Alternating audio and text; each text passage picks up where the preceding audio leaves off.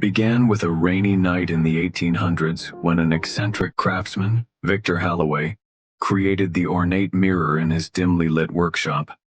He whispered secrets to it, embedding it with sinister energy.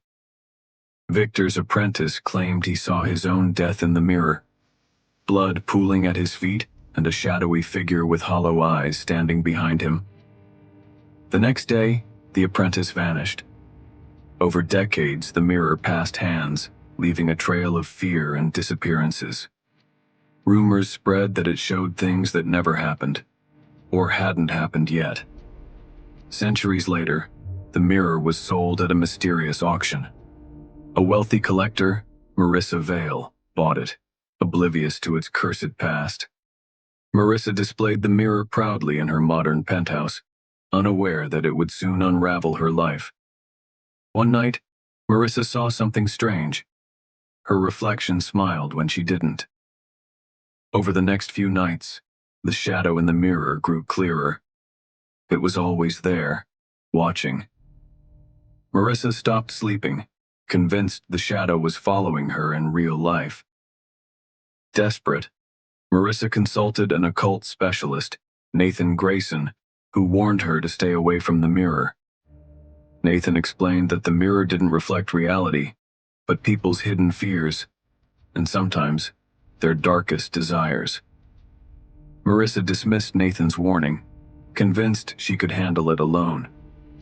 Soon the mirror began showing scenes of violence in her apartment, events that hadn't yet happened. One night, Marissa woke to find the shadow at the foot of her bed. Marissa's reflection started moving on its own, locking eyes with her as if taunting her. Marissa heard a whisper from the mirror one night. It was her own voice, but twisted and sinister, commanding her to do what must be done. The mirror showed her stabbing someone in a fit of rage, someone who looked just like Nathan Grayson. Determined to escape, Marissa tried smashing the mirror, but it didn't break. It only laughed, a deep, guttural sound that filled the room. Marissa rushed to Nathan's study, desperate for help.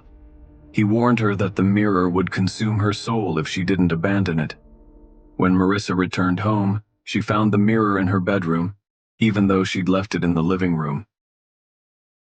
The shadowy figure stepped out of the mirror for the first time, its hollow eyes fixed on Marissa. Marissa's neighbor, a friendly old woman who came to check on her, disappeared without a trace after glancing at the mirror. Nathan came to confront the mirror, but the shadow dragged him into its surface, leaving behind only his glasses.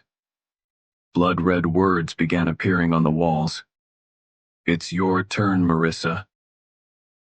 Determined to end it, Marissa lit the penthouse on fire, hoping to destroy the mirror once and for all. As the fire spread, the mirror vanished, leaving Marissa alone with the shadow. The shadow engulfed Marissa, whispering promises of peace if she let it in. Days later, the mirror was found in an antique shop. Marissa's face was now part of its surface, frozen in a silent scream. A young couple bought the mirror, admiring its craftsmanship. They ignored the shopkeeper's warnings. That night, the couple placed the mirror in their home. They noticed their reflections lingering a little too long. And so, the cursed mirror continues its legacy, waiting for its next victim.